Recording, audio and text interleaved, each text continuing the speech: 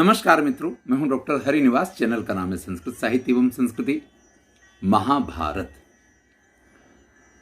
स्त्री पर्व के अंत में जो घटना थी वहीं से आगे चलते हैं। जब सभी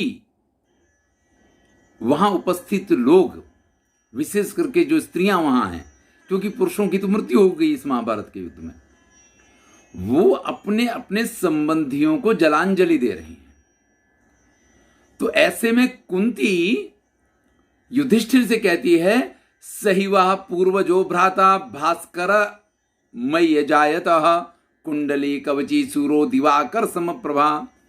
ये सूर्य जैसा तेजस्वी कवच कुंडल के साथ जिसका जन्म हुआ था, ये सूर्य देव से उत्पन्न कर्ण मेरा सबसे बड़ा पुत्र है। ये तुम्हारा अग्रज है, ये तुम्हारा बड़ा भाई है, इसलिए उसको आपको जलांजलि देनी है। कुंती ने तो ये बात कह दी, लेकिन युधिष्ठिर के लिए या सभी पांडवों के लिए ये बात जो है सबसे ज्यादा दुखकारक थी। युधिष्ठिर कहते हैं कि यस्य बाहु प्रतापेने तापिता सर्वतो वयम।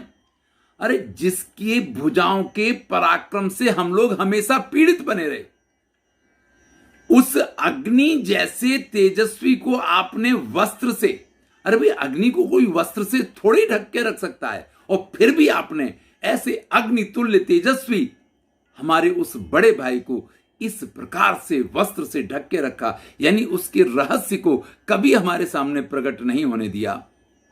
फिर तो सिर्फ युधिष्ठिर नहीं, सभी पांडव कर्ण के लिए बड़ा विलाप करते हैं और कहते हैं, अहो भवत्या मंत्र से ग्रहणेन वयमता। आपने ये जो बात छुपा करके हमसे रखी, इससे बहुत बड़ी हानि हमारी हो गई। अरे हमारा बड़ा भाई मर गया, जो इस राज्य का वास्तविक अधिकारी था, जिसको इस सिंहासन पे बैठना चाहिए था।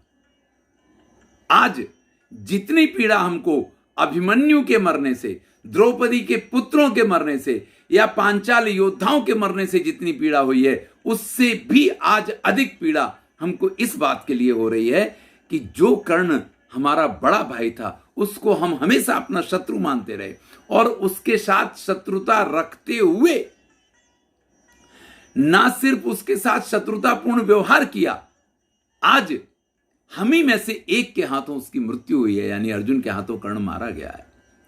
और ये जो आपने किया माता, ये बिल्कुल भी अयोग्य हुआ है, ये बहुत गलत हुआ है।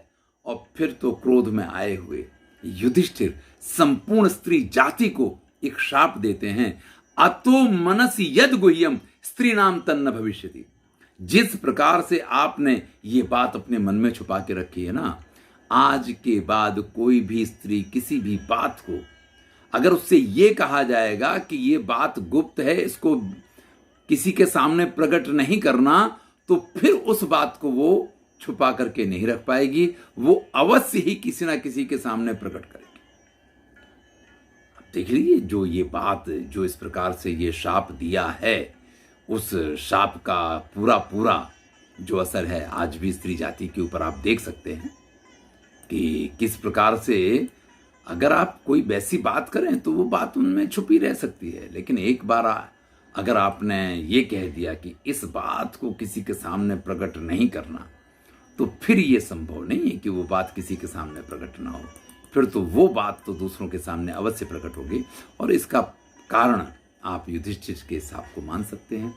इसी पीड़ा के साथ शांति पर्व का प्रारंभ होता है। युधिष्ठिर अत्यंत दुखी है, क्योंकि वो आज विजयी हुए हैं, तो अभिनंदन देना बनता है। आप चुनाव में जीतें, आप युद्ध में विजय प्राप्त करें, आप किसी भी तरीके से विजय प्राप्त करें, विजयी लोगों को सभी साधुवाद और देने के लिए आते हैं।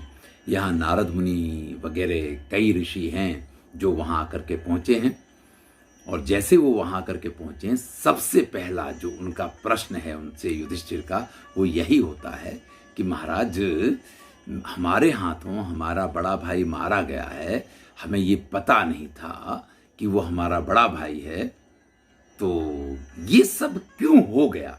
आप लोग तो त्रिकालज्ञ हैं, कई बार नारद मुनि के साथ युधिष्ठिर की पहले भी मुलाकात हुई है, तो एक प्रकार से युधिष्ठिर का उनके सामने ये उलाहना भी है कि आप में से कोई हमें बता देता।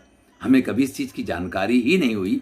कर्ण बचपन से लेकर उसकी मृत्यु हो गई तब तक हमें इस चीज़ की पता ही नहीं चला कि वो हमारा बड़ा भाई है। तो ऐसा ये सब क्यों करके हुआ है? तो युधिष्ठिर का ये जो प्रश्न है, वो कहते हैं नारद मुनि से कि मुझे बाद में ये पता चला कि हमारी माता जी जो हैं वो कर्ण से मिलने गई थीं और उनसे उन्होंने कहा था कि वो पांडवों के पक्ष में आ जाएं, लेकिन उन्होंने इस बात का स्वीकार नहीं किया। उन्होंने मित्र धर्म को ही श्रेष्ठ माना, और चूंकि जो उन्होंने निश्चय कर रखा था, क्योंकि अब तो कृष्ण ने भी बता दिया होगा कि भैया हमने भी उनसे कहा था, तो अब युधिष्ठिर इस सब बारे में जब पूछते हैं तो आप ये मान सकते हैं कि आज की ये कथा एक प्रकार से कर्ण के लिए श्रद्धांजलि है। यहाँ बहुत सारे लोग मरे हैं, लेकिन जो विजयी पक्ष है, अगर उसका कोई बिल्कुल सगा संबंधी मरा हो तो उसके लिए कुछ ज़्यादा ही, जिसको कहते हैं कि राजसी सम्मान उसको मिलना चाहिए। तो इस प्रकार से यहाँ कर्ण को एक विशेष सम्मान की प्राप्ति हो रही है। तब नारद जी ने कर्ण को किस किस प्रकार से कौन कौन से शाप मिले और क्यों करके उसकी ये दशा हुई, उस पूरी कथा को कहते हैं।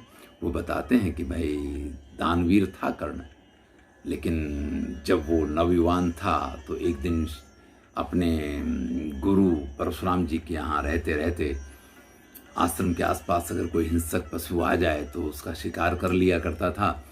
और एक दिन एक ब्राह्मण की गाय वहाँ करके पहुँच गई है। कर्ण ने भी ये कथा कर्ण पर्व में शल्य को सुनाई है, वही कथा दोबारा से यहाँ प्रस्तुत की जाती है। तो वहाँ गोवत्स की बात कर्ण ने कही है कि मेरे हाथों उस गाय का बछड़ा मर गया। यहाँ उल्लेख में गोधन कहा गया है, तो गोधन में गोवत्स भी आ सकता है, गाय भी आ सकती है। लेकिन जब कर्ण ने अपने मुंह से गोवत्स कहा है तो आप उसी चीज़ को लेकर के चलिए। तो कर्ण ये कहता है कि गोधन की हत्या हुई थी हमसे, इसलिए उस ब्राह्मण ने हमें शाप दिया। नारद मुनि भी उसी बात को बताते हैं कि उस ब्राह्मण ने ऐसी स्थिति में कर्ण को शाप दिया, और शाप देते हुए ये कहा कि ततश्चक्रे महिकृस्ते मूर्धानम ते विचेतसा। जैसे तूने अभी बड़ी बेहोशी जैसी हालत में बिल्कुल ध्यान किए बगैर मेरे गाय के बछड़े को मार दिया है, इसी प्रकार से तेरा दिमाग काम नहीं करेगा जब तेरा रथ का पहिया बराबर ऐसी स्थिति में, जबकि युद्ध में मृत्यु तेरे सिर पे होगी, जमीन में धंस जाएगा, और उसी समय तुम्हारा जो शत्रु है वो तुमको मार देगा। तो उस ब्राह्मण से अपने इस कार्य के लिए कर्ण ने बड़ी क्षमा याचना की। इसके बदले में उसको बहुत सारी गायें, बहुत सारा धन, यहाँ तक कि किसी प्रदेश का राज्य तक देने की उनसे प्रार्थना की कि किसी तरीके से शाप से मुक्ति मिल जाए। लेकिन अगर लालच में आ जाए तो फिर वो ब्राह्मण कैसा। और ये ब्राह्मण बिल्कुल भी शाप देने के बाद, या ये कह लीजिए कि व्यक्ति के जब कर्म होते हैं ना, तो इस तरीके से फंस जाता है अपने कर्मों से कि चींटी भी उस समय पहलवान हो जाती है। और यही यहाँ हुआ है कि सामान्यतः ब्राह्मण दान के आगे झुक जाया करते हैं, लेकिन यहाँ दान नहीं मिल रहा था। श्राप को वापस करने के लिए बहुत सारी चीज़ें देने की तैयारी थी, लेकिन उसमें वो ब्राह्मण बिल्कुल भी अपने उससे डिगे नहीं हैं। फिर किस प्रकार से परशुराम के पास से शाप मिलता है उसकी भी कथा सुनाते हैं कि गुरु द्रोणाचार्य से कर्ण ने ये कहा कि मुझे ब्रह्मास्त्र चाहिए, आप मुझे ब्रह्मास्त्र की शिक्षा दीजिए। तब गुरु द्रोणाचार्य ने, देखिए कई जगह पे ऐसा उल्लेख पाया जाता है कि द्रोणाचार्य ने कर्ण को शिक्षा नहीं दी। वास्तविकता ये है कि कर्ण की प्रारंभिक शिक्षा दीक्षा गुरु द्रोणाचार्य के पास ही हुई थी, लेकिन जब दिव्यास्त्र प्राप्ति का नंबर आया तो चूंकि उन्होंने अर्जुन को एक वरदान दिया हुआ था कि आप सबसे श्रेष्ठ धनुर्धर होंगे, इसलिए उन्होंने बहुत सारी चीज़ें अपने पुत्र अश्वत्थामा को भी नहीं सिखाई हैं। और वही बात कर्ण के साथ भी आई। तो कर्ण जो है वहाँ से इस विद्या को प्राप्त करने के लिए गुरु परशुराम के पास चले गए, जो द्रोणाचार्य के भी एक तरीके से गुरु थे। तो ऐसी स्थिति में जब वहाँ पहुँच जाते हैं जाकर के, तो अपना गोत्र वगैरह गलत बता करके वहाँ इन्होंने विद्या अध्ययन प्रारंभ कर लिया, दिव्यास्त्रों की शिक्षा प्राप्त कर ली। लेकिन विद्या के लिए ये कहा जाता है कि विद्या आप चोरी से नहीं ले सकते हैं, चोरी से ली हुई विद्या कभी भी आपकी सफल नहीं होती है। इसीलिए गुरुओं को गुरु दक्षिणा देने का बड़ा महत्व माना गया है। अगर आपने गुरु से किसी विद्या को प्राप्त किया है तो आपको उसकी गुरु दक्षिणा गुरु को अवश्य देनी चाहिए। वो गुरु दक्षिणा किसी भी स्वरूप में हो सकती है, वो आपके सम्मान के स्वरूप में हो सकती है, वो आपके धन के स्वरूप में हो सकती है, वो किसी भी रूप में हो सकती है। लेकिन अगर आप गुरु दक्षिणा नहीं देते हैं तो गुरु के पास से प्राप्त की हुई विद्या समय पे कार्य नहीं करती है, ऐसी मान्यता है। और यही यहां हुआ है। जब ये संपूर्णतया सभी दिव्यास्त्रों में पारंगत हो गए तो एक गुरु के प्रति विशेष जो इनका सम्मान है, उसकी वजह से विश्राम करते हुए गुरु परशुराम इनकी गोदी में सो रहे हैं। उसी समय एक सूचीमुख, जिसका आगे का भाग ही सुई जैसा तीखा होता है, ऐसा एक कृमि वाला जीव है, वो वहां आकर के पहुंच जाता है। उल्लेख ये पाया जाता है कि दंस नाम का एक महासुर था जिसने भृगु ऋषि की पत्नी का अपहरण किया, और भृगु ऋषि ने उसको शाप दे दिया कि मूत्र श्लेष्मा सनापाथे निरयम प्रतिपत्स्यते, जो मूत्र मल मूत्र में जो रहता है ऐसा तू बिल्कुल निकृष्ट कृमि बन जाए जाके। अब इस प्रकार का वो जो जीव है वो उस समय वहां आकर के पहुंच जाता है, और कर्ण की सारी तपस्या या कर्ण की सारी मेहनत पे वो पानी फिरा दे, इस प्रकार की स्थिति होती है। क्योंकि वो सूची मुख वाला कर्ण के पैर में छेद करके इधर से उधर निकल जाता है, रक्त प्रवाहित होता है, जो जब ऋषि की पीठ के नीचे पहुंचता है तो वो जागृत हो जाते हैं परशुराम, और वो देखते हैं कि इतनी पीड़ा कोई ब्राह्मण तो सहन नहीं कर सकता है। ब्राह्मण तो अगर ऐसे किसी जंतु को देखता है तो उठ के भाग खड़ा होगा, गुरुदेव गए, उठ जाए, नींद उनकी खुल जाए, जो हो जाए, लेकिन वो बैठा नहीं रह सकता है। और तुम तो बैठे नहीं रहे, यानी रक्त इतना बह गया फिर भी तुम उस पीड़ा को बर्दाश्त करते रह गए, ये कोई ब्राह्मण नहीं कर सकता। वास्तविकता बताओ। अब कर्ण जब वास्तविकता बताता है तो उसको श्राप मिल जाता है। तो इस प्रकार से कर्ण को श्राप मिला था। लेकिन ये कर्ण वास्तव में ये सब होने के बाद भी इतना पराक्रमी था कि दुर्योधन का उसको साथ मिला। तो दुर्योधन के विकास के लिए उसने, जब कलिंग राज की कन्या का स्वयंवर था, उस समय दुर्योधन को साथ लेकर के वहां पहुंचा है, और सभी राजाओं की उपस्थिति में, जहां शिशुपाल वगैरह का भी उल्लेख पाया जाता है कि सभी राजा वहां विद्यमान थे, उन सब की उपस्थिति में जब वो कन्या दुर्योधन के सामने से वरमाला लेके आगे निकलने लग गई और उसने दुर्योधन का वर्ण करना एक तरीके से नहीं किया और आगे वो जा रही थी, तो दुर्योधन ने उसका हाथ पकड़ लिया। अब दुर्योधन स्वयंवर में किसी कन्या का हाथ पकड़ ले तो अब एक ही बात है कि उसको जबरदस्ती वहां से उठाना है, क्योंकि ये भी क्षत्रियों में एक विवाह की पद्धति हुआ करती थी। तो दुर्योधन ने कलिंग राज की उस कन्या का वहां से अपहरण किया, तो सभी राजा एकत्रित होकर के जब युद्ध करने आए हैं तो इसी कर्ण ने अपने पराक्रम से उन सबको रोका था। तो बड़ा पराक्रमी है, और इसी प्रकार से दुर्योधन का ये विवाह उसने करवाया है।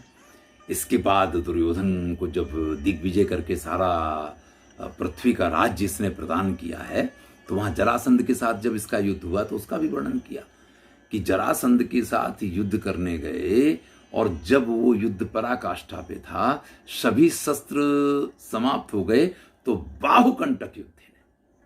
ध्यान दीजिएगा, भीमसेन में जैसे बाहुबल था, अर्जुन में जिस प्रकार का दिव्यास्त्रों का बल था, कर्ण के पास ये दोनों चीजें एक साथ विद्यमान थी। अर्जुन में बाहुबल नहीं है और भीम में बाहुबल है, तो उनके पास दिव्यास्त्रों की शक्ति नहीं है, लेकिन कर्ण इन दोनों का समन्वय था। तो जरासंध के साथ बाहुकंटक युद्धि ने तस्य कर्णोत युद्ध था, और जैसे भीम ने जरासंध को मारा है ना, इसी तरीके से ये युद्ध करते करते भीम को तो कृष्ण ने रास्ता बताया कि इसको बीच से फाड़ दो। जब कर्ण जरासंध को बीच से फाड़ने लग गया, उसकी संधि का विच्छेद होने लग गया, तब जरासंध ने उसके साथ संधि की, उसके साथ मित्रता की, और उसको मालिनी जो प्रदेश है अंग देश के साथ लगा हुआ, प्रीत्या ददौ स करणाय मालिनीम नगरीम अथ, तो मालिनी नाम की नगरी का राज्य उसको प्रदान किया और वो अंग देश के साथ उसका मिलान हुआ है। जो अंग देश का राजा दुर्योधन ने बनाया था उसके साथ मालिनी के स्वयं राजा बने। अपने पराक्रम से इन्होंने अपनी मित्रता से, अपने पराक्रम से, अपनी संधि से उसको अपने लिए अर्जित किया, दिग्विजय करके। बाकी तो पूरी पृथ्वी का जो है वो अधिपति दुर्योधन को बनाया था। और यही कारण है जब महाभारत का युद्ध हुआ तो दुर्योधन के पक्ष में 11 अक्षौहिणी सेना युद्ध करने के लिए उपस्थित थी। तो ऐसा परम पराक्रमी ये कर्ण था। ये पूरी कथा यहाँ नारद मुनि सुनाते हैं। यहाँ पे मुझे जो कहना है वो ये है कि महाभारत का युद्ध समाप्त हो गया। हमारे मित्र हैं जितेंद्र जी, वो कहते हैं कि लीजिए धर्म की स्थापना हो गई। धर्म की स्थापना हो गई ये जरूरी नहीं है। धर्म की स्थापना के लिए ये युद्ध हुआ है और युद्ध होने के बाद जब एक नई पूरी प्रक्रिया चालू होगी ना, तो इस प्रक्रिया में धर्म की स्थापना में किन किन चीजों का ख्याल रखा जाएगा, प्रजा के लिए क्या करना चाहिए, समाज के लिए क्या करना चाहिए, राजा के दायित्व क्या हैं, भूतकाल के राजा क्या किया करते थे, जबकि वास्तव में राजा का क्या धर्म होता है, क्या कर्तव्य होता है, वो सारी चीजें अब हम सीखेंगे और फिर धर्म की स्थापना होगी। धर्म की स्थापना होने के लिए ये बड़ा आवश्यक है कि जो अधर्म करते हों या जो मनमानी करते हों या जो स्वार्थी हों, जो दूसरों का विचार ना करते हों, ऐसे लोगों का सफाया होना, ऐसे लोगों का समाप्त होना बड़ा जरूरी है। नहीं तो क्या होता है कि अच्छे लोग जब कोई काम करते हैं ना, तो ऐसे लोग स्वयं तो कभी अच्छा कर नहीं सकते हैं, वो हमेशा उसमें रोड़ा अटकाते रहेंगे। इसलिए सबसे पहला काम जो है धर्म की स्थापना के लिए यह आवश्यक होता है कि ऐसे लोग जो कांटे बीच में डालते हैं, जो लोगों को परेशान करते हैं, जो सीधे कार्य को सीधे रूप से नहीं होने देते हैं, उनका विनाश पहले करना आवश्यक होता है। और इस महाभारत के युद्ध के द्वारा ऐसे सभी लोगों का वहां पे विनाश हुआ है, चाहे वो पांडवों के पक्ष के ही क्यों ना हो। आप ये मान लीजिए कि पांडवों की बात जाने दीजिए, अगर इनके यही पुत्र जो द्रौपदी के 5 पुत्र हैं, इनके यही साले धृष्टद्युम्न वगैरह अगर जीवित होते तो इनका दिमाग भी 7वें आसमान पे होता कि हमने इतना बड़ा युद्ध जीता है। फिर तो ये लोग भी अत्यधिक उद्दंड हो सकते थे। इसलिए जब श्री कृष्ण युधिष्ठिर वगैरह 5 पांडवों को और सात्यकी को लेकर अपने साथ गए, क्योंकि उन्हें पता था कि अश्वत्थामा कुछ ना कुछ तो करने वाला है, तो वो इन लोगों के प्राण अगर उनको बचाना श्रेयस्कर लगता तो इनको भी अपने साथ ले जा सकते थे या स्वयं उस शिविर की रक्षा का ऐसा इंतजाम कर सकते थे। लेकिन कृष्ण ने ये नहीं किया है। यानी कृष्ण अगर कौरवों को मरवाने के लिए पांडवों का साथ देते हैं तो पांडव पक्ष के सभी योद्धाओं की मृत्यु हो, ये भी उनको आवश्यक लगता है और इसलिए वो पांडवों को उनसे दूर ले जाते हैं। क्योंकि धर्म की स्थापना में बाधक कोई नहीं चाहिए। और इसके बाद शांति पर्व में जो शिक्षा पांडवों को मिलती है, उस शिक्षा के आधार पे जिस राज्य की, जिस धर्म राज्य की स्थापना होती है, उसके आधार पे युधिष्ठिर नाम का संवत्सर प्रारंभ हुआ और लोगों ने जैसे राम राज्य की सराहना की, ऐसे युधिष्ठिर के राज्य की सराहना हुई है। तो इस सब की चर्चा अगले वीडियो से देखेंगे। धन्यवाद।